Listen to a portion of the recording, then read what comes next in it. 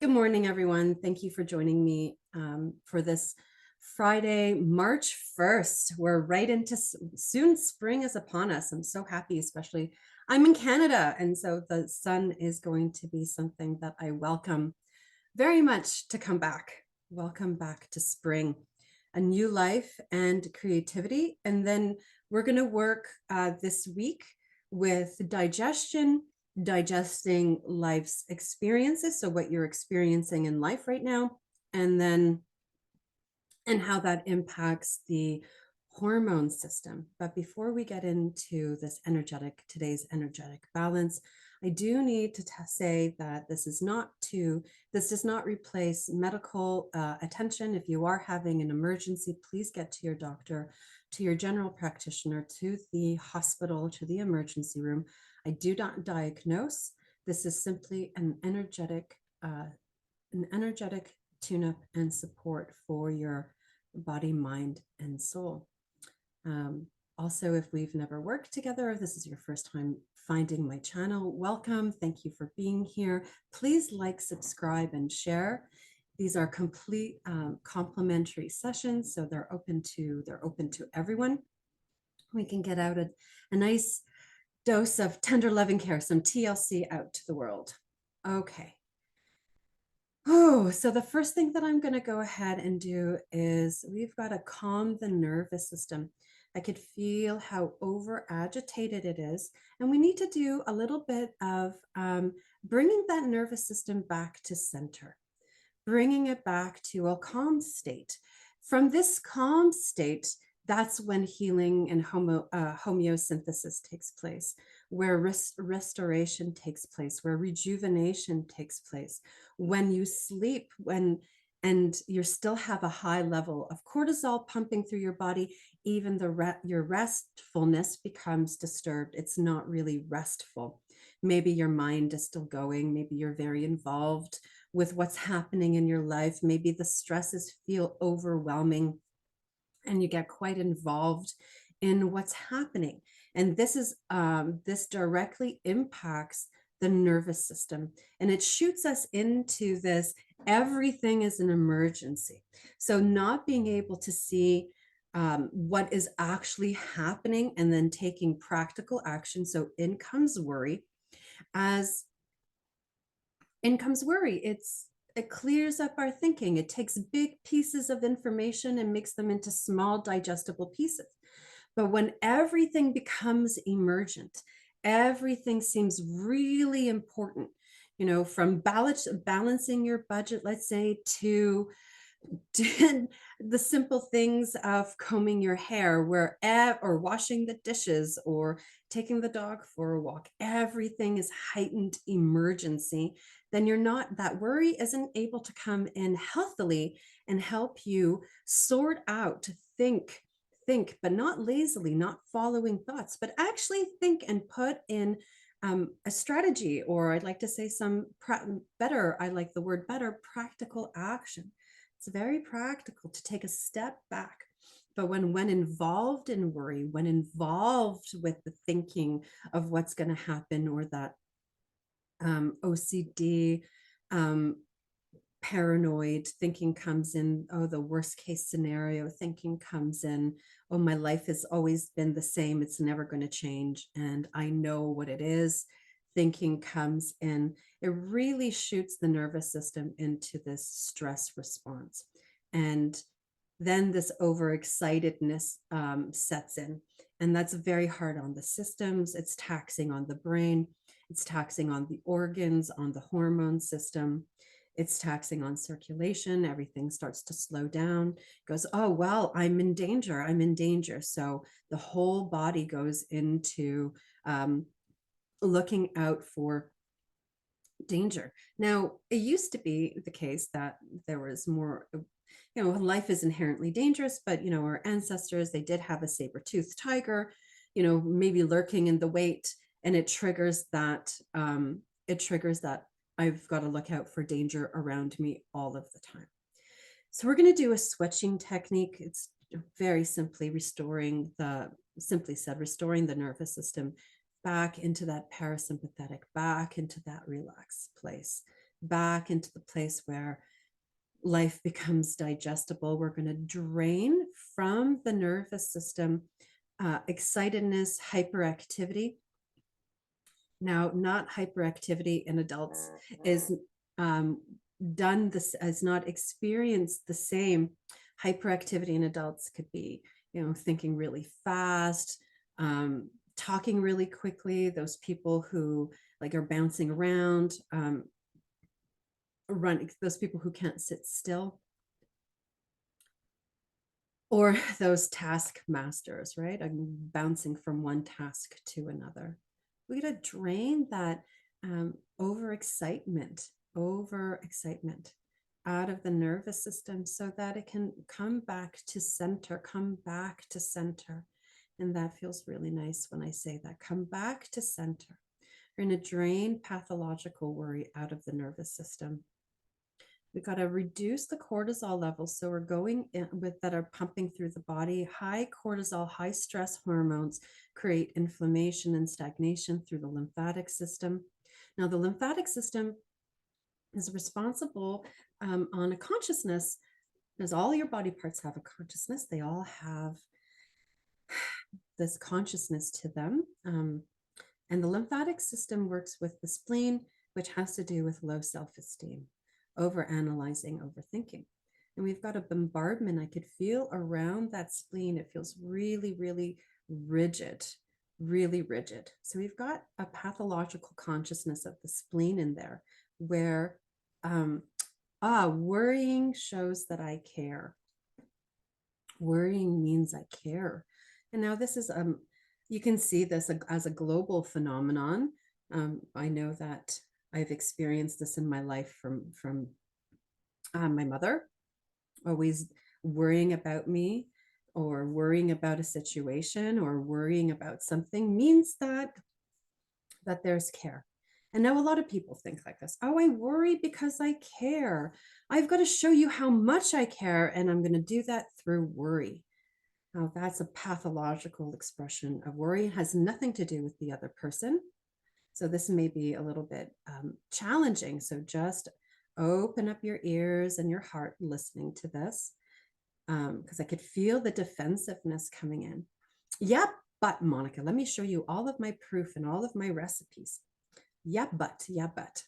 So worrying about someone else in the pathological sense, or I worry because I care, has nothing to do with the other person. And it's all about your need to prove that you're a caring person. Because underneath that, you actually think that you're uncaring, or whatever your recipes for caring are. So we need to dump that out of the spleen so that dirty thinking is not pumping and moving through the body. So we're going to do this through a hydration, bringing a hydration to the spleen, also a body chemistry. We're going to remove some nasties out of the spleen, some built up virus, bacteria. Mold is coming up. So we're going to dump mold out of the spleen. And it feels a little damp in there. We need a nice, the spleen needs to be nicely hydrated, but it feels soggy, like it feels really damp. So we're going to go ahead and bring in some traditional Chinese medicine, and we're going to do a elemental balancing in the spleen. We need to bring in some wood and some earth to kind of soak up that water. So water is also associated with emotion. You've got, when there's too much water in the body, it becomes swollen, but it can also be very over emotional. And so the grounding of the earth will soak up that extra water, and then the wood is new growth. So we'll bring in wood element within that spleen to open up new perspectives or new ways of thinking, new ways of sorting out problems, or new ways of thinking is coming up. And we're linking this into a lymphatic drainage. It's slow and sluggish.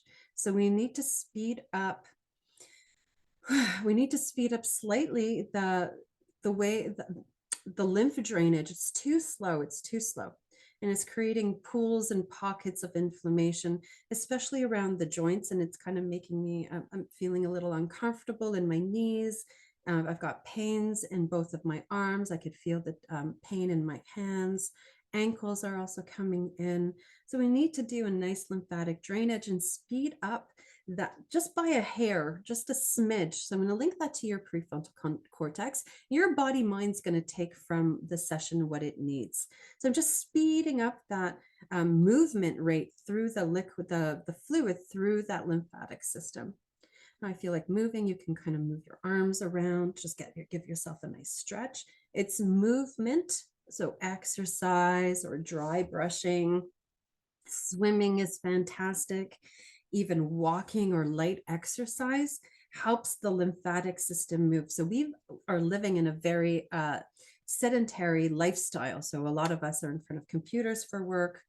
And it's not like we're tilling the farm as much as we used to, unless we're a farmer or a gardener or horticulturalist, then you get some nice lymphatic movement. But for the general public, most of us, we're sitting around a lot. And so that lymphatic system slows down and starts to get clogged up. And there's a grief coming through here to grieving actually connection with Mother Earth, grieving, it's coming up as the old ways. So, grandparents and parents used to show their children how to work the earth, how to plant seeds, how to tend to the farm, how to tend to livestock, how to take care of, even sewing is coming up. So to make your own clothes, woodworking, really getting back to basics, learning these simple skills, how to do these things yourself. And so I'm in the hands specifically now, and we're dumping grief out of those, the hand chakras, the minor chakra of the hands. It's like, oh, I miss that connectedness, missing working with my hands. So we're going to dump that grief out of the hands and out of the system, and linking this into Mother Earth. We're going to link this into Mother Earth to reconnect with her, to reconnect with her bounty, to reconnect with her nurturing, to reconnect with her foundations, her support. And the aspect of life always supports you. Life always supports you.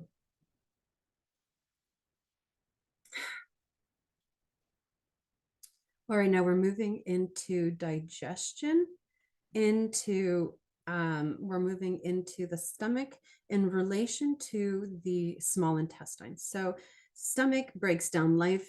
It actually breaks down food, and it takes what it needs. It turns it into a mulch, moves all of these digestive juices start moving, and it goes down through the small intestines, and the small intestines goes ahead and it absorbs everything like a sponge. And then you take from it what you need. It discerns what vitamins, what minerals, what elements, what, excuse me, there isn't a release there, some rebellious chi coming up. Also, what carbohydrates, it breaks it down, turns that mulch into chi. So turns it into energy for your day. And then whatever's not needed, it passes, is actually let go through the large intestines. But we're bringing up the discernment aspect of the small intestines. It's where intuition lives, in the gut. A good, healthy gut usually leads to, or helps the intuition rise. The thing is, you need to have an anchored mind, because following thoughts, a lot of people think, oh, every thought that I think is an intuitive thought. It's actually not. Only when your mind is clear, only when it's anchored, can the intuition rise, and you can have that intuitive sense.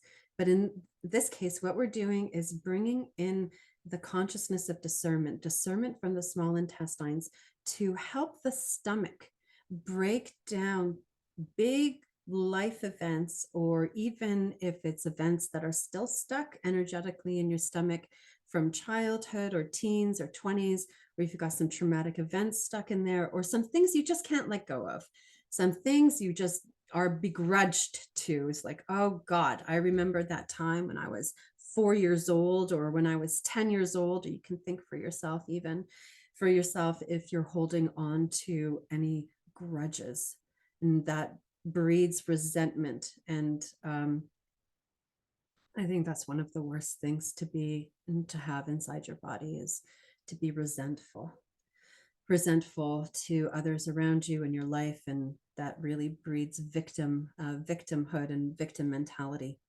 And it's so disempowering for yourself, and is manipulative and abusive. So it's just a really terrible place, a terrible place from which to live. Anyway, that's my personal take on that. But we're going and using that discernment from the stomach, no, sorry, from small intestines, to help stomach break down those life experiences so they become more digestible. So that's going way back into childhood up to age 3. You can think about any grudges that you have, or things that you can't let go of, or even if it's like, I remember I lost my favorite dolly, and you're holding on to that experience.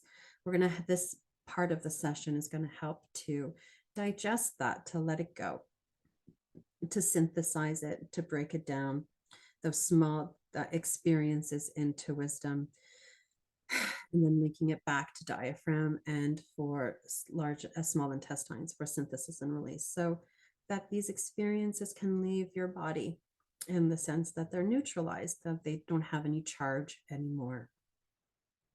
And all of this is going to, I can see it, the hormones are being affected positively from this all of this session, clearing up the lymphatic system, clearing resentment and grudges from the stomach, being able to digest life, dumping the dirty thinking out of the spleen, helping that lymphatic system drain, is going to benefit positively the hormone system. Specifically is coming up here, the thyroid and the pituitary. All right, I'm going to go ahead and tap this session in here. Let me know how you feel. I'd love to hear your feedback. That's all for today's world session. Thank you so much. If you like to work privately, you can head over to my website, or you can send me a message here through YouTube. I will tell you my email address. It's Monika, Monika, Marzak, MARCZUK @gmail.com. And that's the way you can reach me directly to book a private session for yourself, to get any updates for upcoming courses and workshops. I've got some fun things happening in April. I'll be teaching in April. So if you're interested in knowing more, please reach out. And it's such a pleasure to be with you here today. Thank you so much. See you next week.